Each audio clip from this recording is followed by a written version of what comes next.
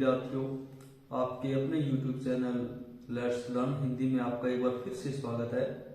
आज हम हिंदी व्याकरण के अंतर्गत वर्ण विचार का अध्ययन करेंगे। इस वीडियो में मैंने गागर में सागर भरने का प्रयास किया है। आपको वीडियो के अंत में कुछ ट्रिक भी बताएंगे ताकि आप वर्ण विचार के बारे में कुछ भी भूले नहीं और आपको हमेशा के लिए याद रहे, वो आपके परीक्षा के समय याद आए और काम आए। सबसे पहले आप देखिए हिंदी व्याकरण। हिंदी व्याकरण के 3 विभाग होते हैं: वर्ण विचार, शब्द विचार और वाक्य विचार। इनका क्रमबद्ध रूप से अध्ययन किया जाता है। वर्ण विचार, भाषा के 2 रूप होते हैं, मौखिक रूप और लिखित रूप। मनुष्य ने सबसे पहले मौखिक रूप का प्रयोग करना शुरू किया और इसके बाद इसे लिखित रूप दिया गया। मनुष्य के द्वारा उत्पन्न की गई जो ध्वनियां थी उन्हें वर्णों के रूप में वर्गीकृत किया गया और वर्णों का व्यवस्थित समूह बनाया गया जिसे वर्णमाला कहा जाता है। वर्ण किसे कहते हैं? वह छोटी से छोटी ध्वनि जिसके और टुकड़े नहीं हो सकते वर्ण कहलाती है। जैसा कि आप देख रहे हैं चित्र में, यहाँ पर ये देखिए, फेफड़ों से जब वायु निकलती है तो सबसे पहले स्वर यंत्र के द्वारा ध्वनि उत्पन्न होती है और यहाँ से कंठ के बाद तालु के बाद मूर्धा के बाद दंत के बाद ओष्ठ, और इस प्रकार से ध्वनि बाहर निकलती है। या कुछ वायु नासिका के द्वारा भी बाहर निकलती है और हमें मुख के प्रत्येक भाग का ये पता होना चाहिए कि कहाँ पर है और वहां से कौन से वर्णों का उच्चारण किया जाता है। अब ये देखिए कि हिंदी वर्णमाला में कौन कौन से वर्ण हैं, कितने वर्ण हैं। स्वर, सबसे पहले स्वर है 11, ऐसे औ तक। उसके बाद है व्यंजन 33 है, कैसे है तक। इसके बाद है संयुक्त व्यंजन, इनकी संख्या 4 है, क्ष, त्र, ज्ञ और स्वर। इसके बाद उच्छिष्ट व्यंजन, इनकी संख्या 2 है, और ढ। इसके बाद अयोगवा है, ये 2 है, अंग और अ। कुल योग इनका 52 है। इसके बाद आगत वर्ण है 3, ओ, ज, फ। इनको मिलाकर कुल 55 हो जाते हैं। वर्ण के 2 भेद होते हैं, स्वर और व्यंजन। स्वर किसे कहते हैं? वे वर्ण जिनका उच्चारण करते समय प्राणवायु मुख से बिना रुकावट के बाहर निकलती है, स्वर कहलाते हैं। वर्ण स्वर की संख्या 11 होती है: ए, आ, ई, उ, री, ए, ऐ, ओ, औ। मात्राएं 10 होती हैं। ए की कोई मात्रा नहीं होती, ये आ की मात्रा है, ये ई की, उ, री, ए, ऐ, ओ, औ। स्वर के प्रकार। स्वर की देखिए, सबसे पहले हर्ष स्वर या मूल स्वर, इन्हें लघु स्वर भी कहते हैं। ये 4 होते हैं: ए, ई, उ, री। इनके उच्चारण में एक मात्रा का समय लगता है। इसके बाद है दीर्घ स्वर, इनकी संख्या 7 होती है: आ, ई, उ, ए, ऐ, ओ, औ। इनके उच्चारण में 2 मात्रा का समय लगता है। इसके बाद है प्लुत स्वर, जैसे ओ। इनके उच्चारण में 3 मात्रा का समय लगता है। ये संस्कृत भाषा में प्रयोग होता है, हिंदी भाषा में इसका प्रयोग नहीं होता है। व्यंजन, वे वर्ण जिनका उच्चारण करते समय प्राणवायु मुख से रुकावट सहित बाहर निकलती है, व्यंजन कहलाते हैं। इनके उच्चारण में जो प्राणवायु है या श्वास की वायु है या हमारे जो सांस की वायु है जो फेफड़ों से निकलती है, वो मुख के विभिन्न भागों से टकराकर बाहर निकलती है और विभिन्न ध्वनियां उत्पन्न करती है। व्यंजन के अंतर्गत सबसे पहले स्पर्श व्यंजन या वर्गीय व्यंजन, ये होते हैं 25। सबसे पहले है क वर्ग, क, ख, ग, घ, ङ। इसके बाद है च वर्ग, च, छ, ज, झ, ञ। ट वर्ग, ट, ठ, ड, ढ, ण। त वर्ग, त, थ, द, ध, न। इसके बाद प वर्ग, प, फ, ब, भ, म। क से लेकर मैं तक ये स्पर्श या वर्गीय व्यंजन है। वर्गीय व्यंजन इसलिए कहते हैं क्योंकि ये प्रत्येक पंक्ति में 5 वर्ण है, 5 व्यंजन है और 5 पंक्तियों की संख्या है। कैसे लेकर मैं तक आप देख सकते हैं, इस प्रकार से एक वर्ग का निर्माण होता है। इनमें से ड़ और ढ ये उच्छिष्ट व्यंजन है। इन्हें गौण व्यंजन भी कहा जाता है, उच्छिष्ट व्यंजन भी कहा जाता है, ताड़नजात व्यंजन भी कहा जाता है, द्विगुण व्यंजन भी कहा जाता है, द्विस्पृष्ट व्यंजन भी कहा जाता है। स्पर्श संघर्षी ये 4 व्यंजन होते हैं, च, छ, ज और झ, इन्हें स्पर्श संघर्षी व्यंजन कहा जाता है। इसके बाद है अंत्यस्थ व्यंजन, ये 4 होते हैं, य, र, ल और व। इनमें से य और व को संघर्षहीन व्यंजन भी कहा जाता है, ऊर्ध्व व्यंजन भी कहा जाता है, अर्धस्वर भी कहा जाता है।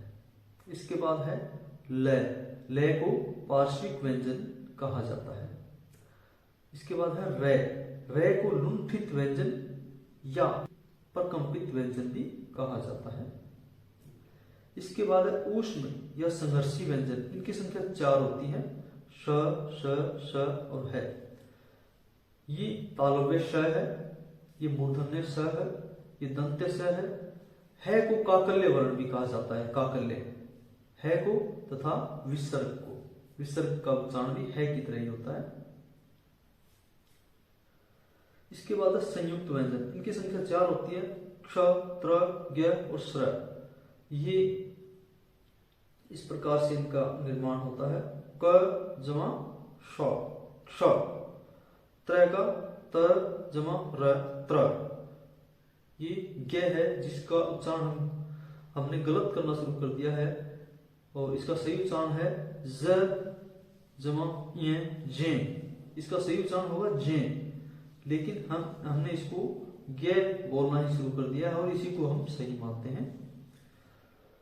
इसके पश्चात है श्र, श जमा र, श्र। अगर इनका भी अलग से वर्गीकरण करने को आपसे कहा जाए तो संयुक्त व्यंजन के अंतर्गत आएंगे क्ष, त्र, ज्ञ और श्र होगा मिश्रित व्यंजन। अगर आप वर्णमाला को सही तरीके से याद नहीं कर पाए हैं, और जैसे कि हमने बचपन में पढ़ा था और बड़े होकर हम बड़ी क्लासों में जाकर ये भूल जाते हैं वर्णमाला को, इसको याद करने के लिए एक ट्रिक है। एक शब्द आप याद कीजिए, कचोट तप यश, कचोट तप यश। कचोट यानी कि कचोटना, तप यानी कि तपस्या, यश यानी कि यश, कीर्ति।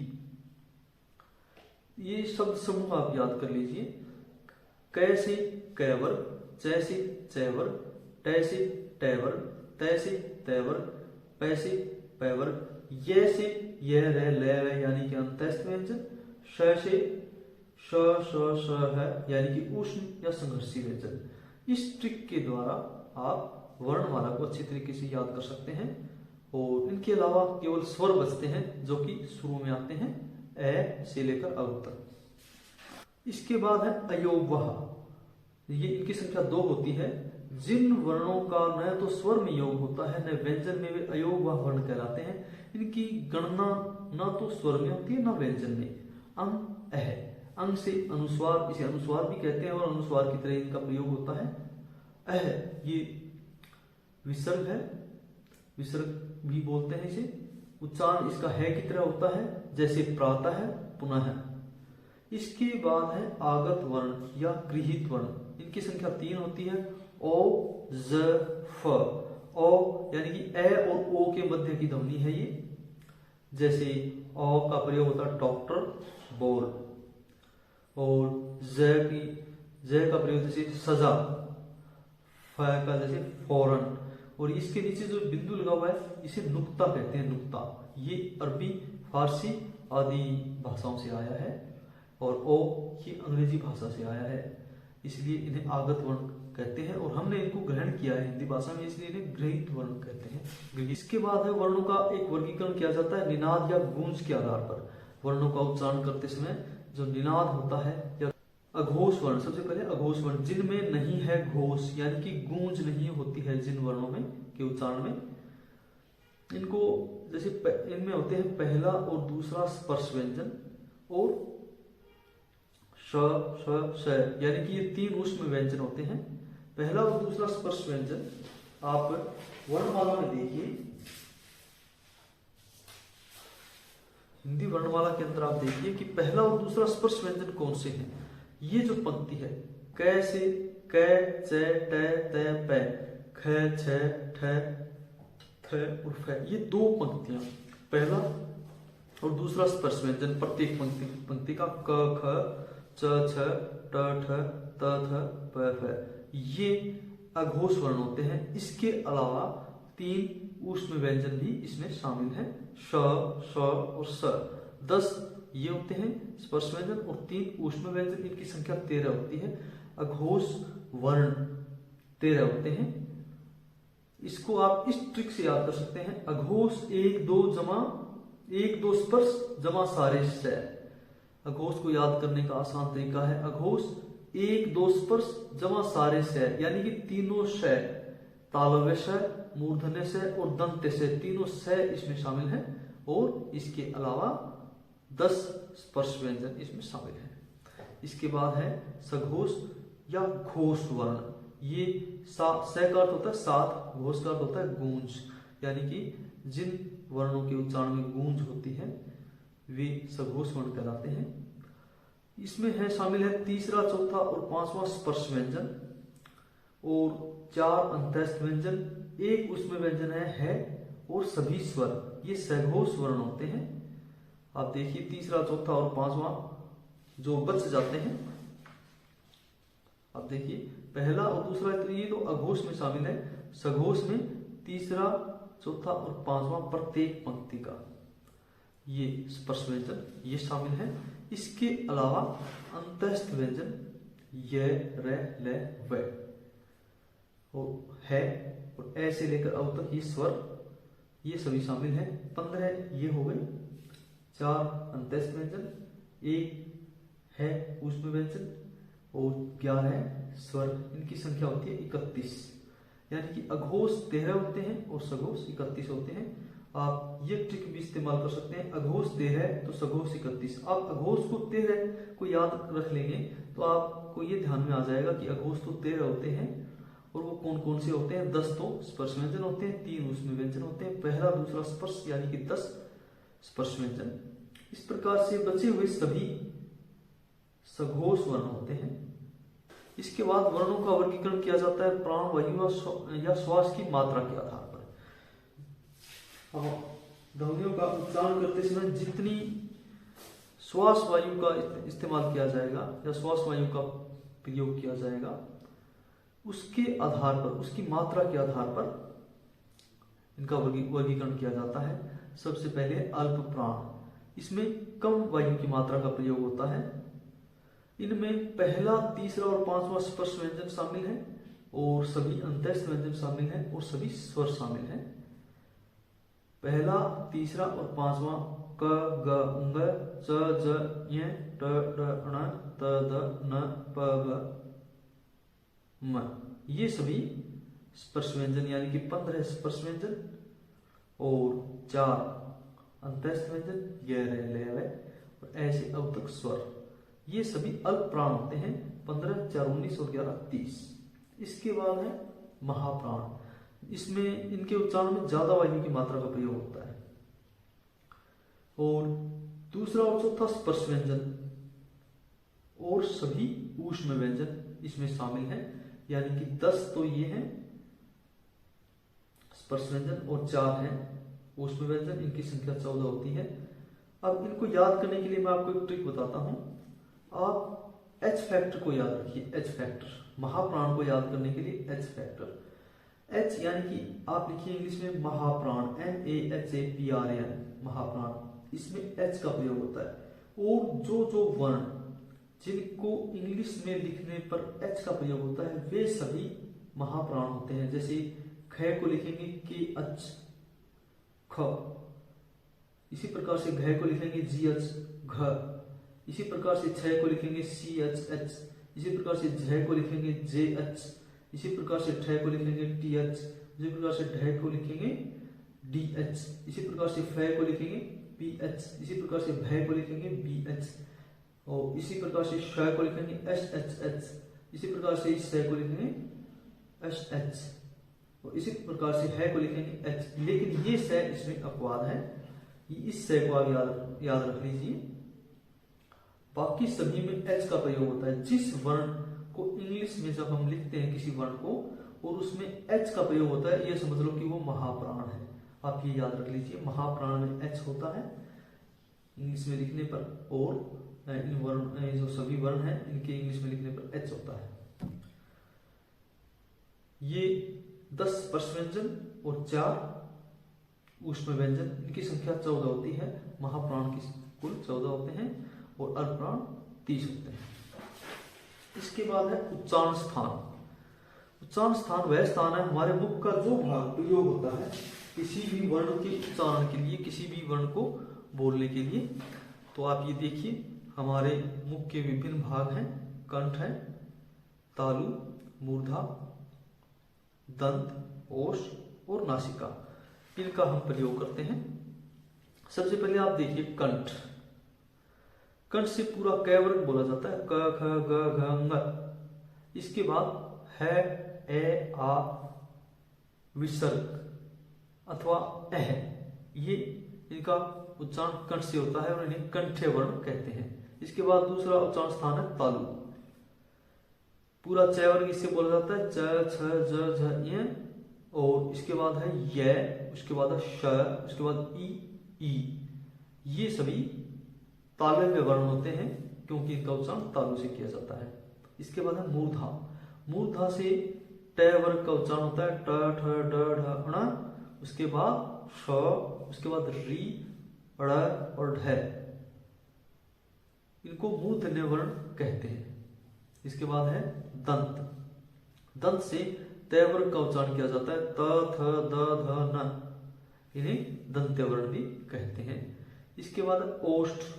ओष्ठ से प वर्ग का उच्चारण किया जाता है, प, फ, ब, भ, म। और उ का भी उच्चारण इससे किया जाता है। ये ओष्ठ्य वर्ण है, ओष्ठ्य वर्ण। इसके बाद है कंठ तालु। कंठ तालु 2 उच्चारण स्थानों का प्रयोग एक साथ किया जाता है, ए और ऐ, इनको कंठ तालव्य वर्ण कहते हैं। इसके बाद है कंठोष्ठ। कंठ ओष्ठ, इन 2 उच्चारण स्थानों का प्रयोग किया जाता है, ओ और औ, इनके उच्चारण में इन्हें कंठोष्ठ्य वर्ण भी कहते हैं। दंतोष्ठ का उच्चारण, दंतोष्ठ का प्रयोग किया जाता है व और फ के उच्चारण में, फ जिसके नीचे नुक्ता लगा हुआ है, ये दंतोष्ठ्य वर्ण कहलाते हैं।